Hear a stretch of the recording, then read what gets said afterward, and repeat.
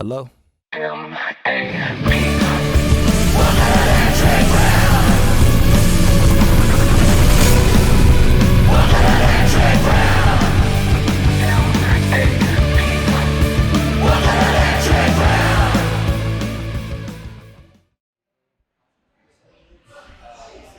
Now, you will also be the one and only returning guest on the YouTube channel. Really?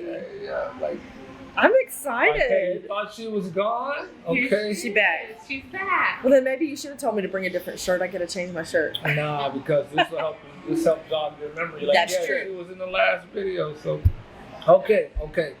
This is Crew with Electric Ground, and we're back with Tiffany, so y'all can find out what's really up with Tiffany and what all she has going on. So, in the best way possible, how did you come to Waco? I came to Waco to kind of start over, and that was 20 years ago. I'm originally from Tennessee, a very small town in Tennessee. Not many people can even say it. It's called McMinnville. And, but yeah. And what about, so have you been to Nashville before? Yes. I actually went to school in Murfreesboro, which is just south of Nashville, and way back when Nashville was much smaller. It's still the same size, but it wasn't the big Nashville that it is now. It wasn't the big draw as it is now. Yeah, because anybody says Nashville, it's it's a big thing. It's a destination for sure now. I mean, it's always been fabulous, and going to the Grand Ole Opry back in the day was much different than going now. And upon starting over, where did you begin at? What did you end up getting into? So when I first moved here, I did a couple different things. I worked for Child Protective Services, and but for the most part, for the longest period of time, I worked for the American Cancer Society. So really good cause. It is, and I worked with the patients and their families with education and healthcare systems.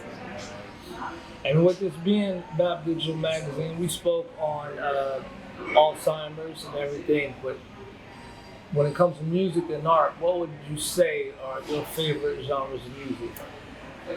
Well, I grew up with country music, bluegrass. My Paul Bill used to play the fiddle on the porch, and that's what we grew up with and loved it. And but now I kind of listen to a little bit of everything. I like classic rock, and I like Laufey is one of my new favorites, and my son kind of brought her into the mix, and yeah, she's fabulous, and I need to go see her in concert sometime because she's pretty awesome. So there you go. And then on the art side, have you been to any art galleries? Is there any particular style of art that you like, even if you hadn't been to a gallery? Just what are you into on the art side? So that's funny that you would ask that, because my art tastes are a little different. I love history. History is one of my most favorite things. If I ever got to go back to school and get another degree, because I have a few of them, if I could get another degree, it would be a degree in history.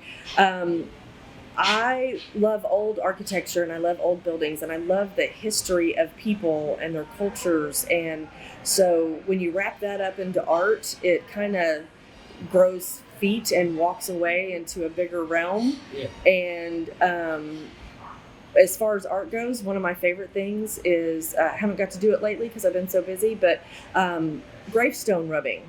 I do that, and I volunteer with a couple different groups where we go, depending on where I'm living or where I'm at that time.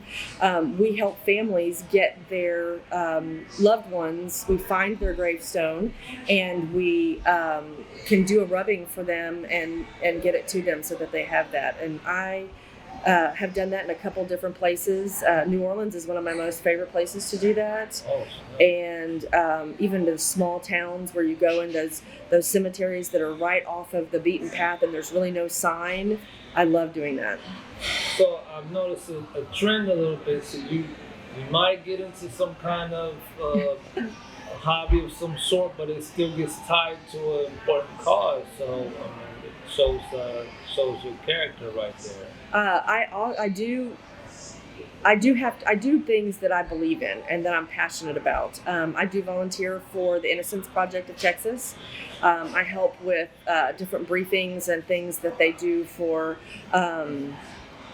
cases for people. Just I'm not an attorney and I'm not a paralegal, but anything I can do to help. Yeah. I mean, there's too much going on for us to not all stand up and help. So those are the kind of things that I do in my free time. Sure. And then, so have you ever did any kind of music or did any kind of art yourself? I was in the high school band. I played jazz. I played a couple different instruments, and so the school I went to, it was very small, so you kind of had to do a couple different instruments and make it work. And I grew up with Kenny G because I'm, much older than most people over there. So yes, Kenny G was one of our favorites in jazz bands. So I'm a huge jazz fan. It honestly, it's a genre of music that can really move you in so many different directions just in one piece. That's right. And even though you're listening to the same one, if you listen to it a couple different times in your life, it'll have different meaning. It's different. It does. And that's the power of music right there. It is. Music has definitely been the base to so many things in my life. A lot of people say that, but my son is the same way. He'll call me and say, "Mom, I heard this song and I felt so much from it, and it made me think of all these different things." And yeah, music is life.